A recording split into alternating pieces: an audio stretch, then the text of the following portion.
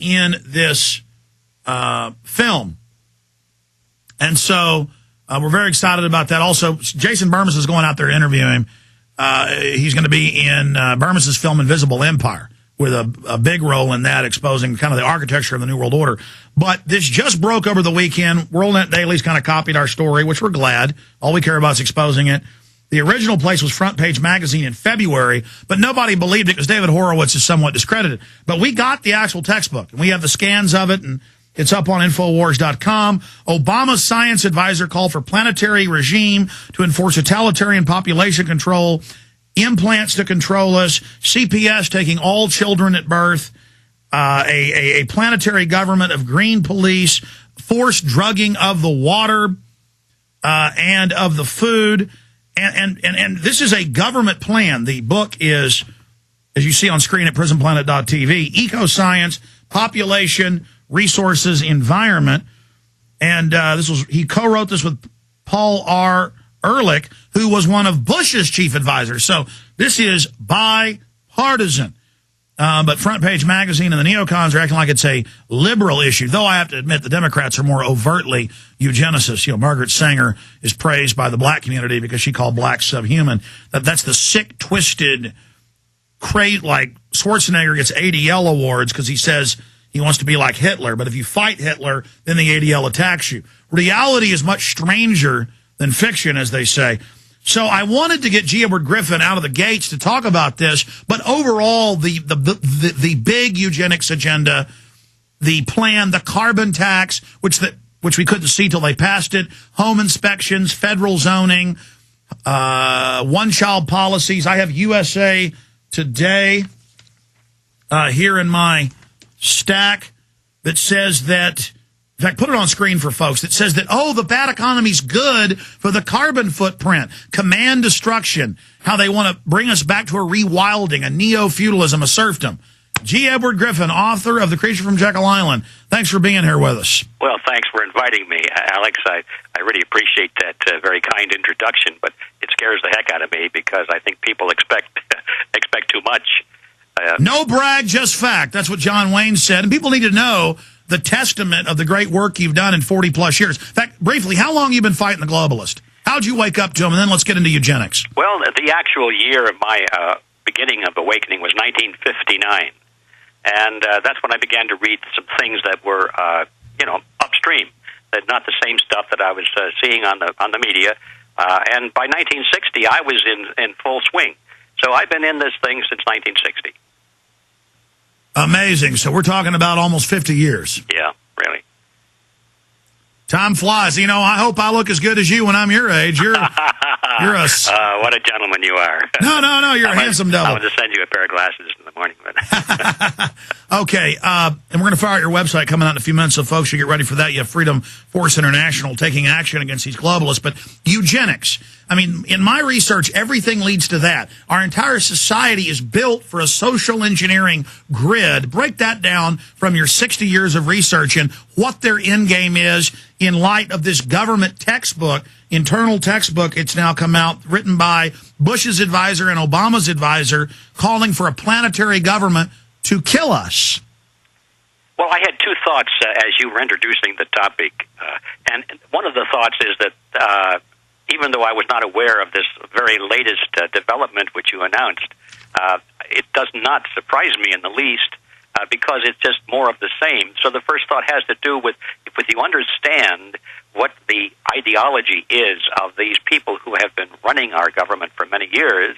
It's called collectivism.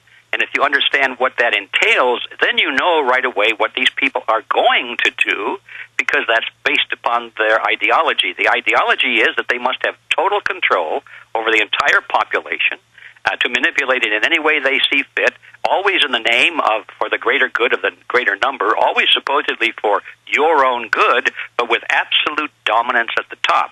And so once you understand that's their mindset and that they think that that's a very good thing, well, then you can predict what's going to happen. They're going to want to control not only your health, but your reproductive rights. They'll control who will survive and who will be exterminated. They'll control what you do for a living, where you live, how much you eat, what you think, all of these things, because you become a a cog in a giant machine. So the first thought that crossed my mind was that, well, here comes eugenics again. That's always happened in every collectivist regime on this planet, whether it be communism or fascism or Nazism or some of these other isms in Asia and Africa right now. That's part of the animal. It's what it does. The other thought is, you mentioned it, is that this is not a partisan issue at all. You'll find this mentality in both the Republican and the Democrat parties because both parties are dominated by collectivists. So one of the things we have to do is strip out that concept that Republicans and Democrats oppose each other on anything significant. So those are the thoughts that cross my mind. And, once people get the picture of this and they understand that collectivism is the great destroyer of their freedom, then they won't fall for this nonsense about, well, are they Republicans or are they Democrats doing this? And I want you to elaborate on this because you have these big monopoly capitalists who always advertise their free market, but really what they want is big governments, big systems to shut down their competition to bring in control. And then because they are collectivists, they collect our wealth and give it to themselves and then use the little bit they give back to us to domesticate us. Then why should they even want us here in their collectivist model of everything shared? Well, they want to get rid of people so there's more for the few that are left. This is their whole social engineering goal. Well, there is a certain element of that in their thinking. They do want to limit the population because they're afraid that if the population gets too large, it becomes unmanageable. Their primary concern is how to manage the population.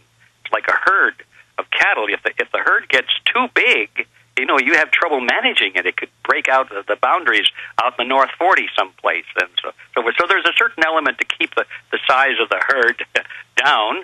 But the other element is that they need workers. They want people out there producing and serving so that they can create all of the fine things of life which the elite will enjoy. They want a working class and they want a servitude class. And they want our women. So, they don't want to kill all of us, just 80%. Well, I don't know what the number is, but whatever it is, they have no qualms about it. That's for sure. Well, the United Nations Biological Diversity Assessment 96 says a world population reduction of 80%. 80 is the number you get from Ted Turner and people. But some say even more, some say less. Yeah. Whatever it is, if they wanted to reduce it 5%, the principle is the same. Yeah, which is total dictatorial power. Yeah, over who lives and who dies, just because of the numbers. How would you say their program's going right now? Watching it closely for 60 years, to me, watching it for 15 or so, it looks like they've got the power, they're steering things, but they don't have total control. And as they build their New World Order, it's falling apart as fast as they build it. Well, yes, I can see elements of that. It's certainly not it's not all in the bag, that's for sure. But I see it as an accelerating process, and it worries the heck out of me because once the dam starts to break, and it looks to me like it's breaking up now, the pieces falling out start becoming larger, and they start falling faster. And so this great outpouring of water from behind the dam. When I say that, I'm thinking of our freedoms.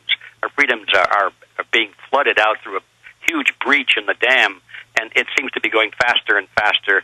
And so I'm very concerned about that. We could come up with some event or series of events almost any day, which they could justify, they could use as justification for, closing down on what's left of our freedoms. They're definitely planning to do that. It's just a question of when are they going to do it and what events are they going to use for that. But by the same token, as you say, it looks like their system is falling apart. There's certainly a lot of disagreement among them. There's a lot of infighting between them as to see who is going to have the ultimate power.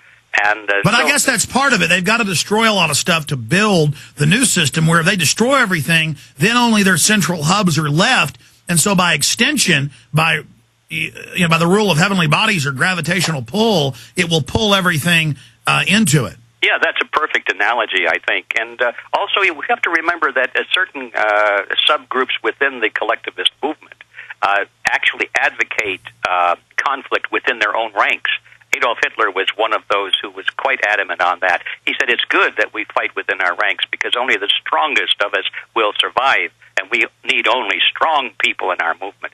So there's a lot of that going on, too. And I think that kind of actually pigeonholes him and trips him up a lot. Well, let's hope it does.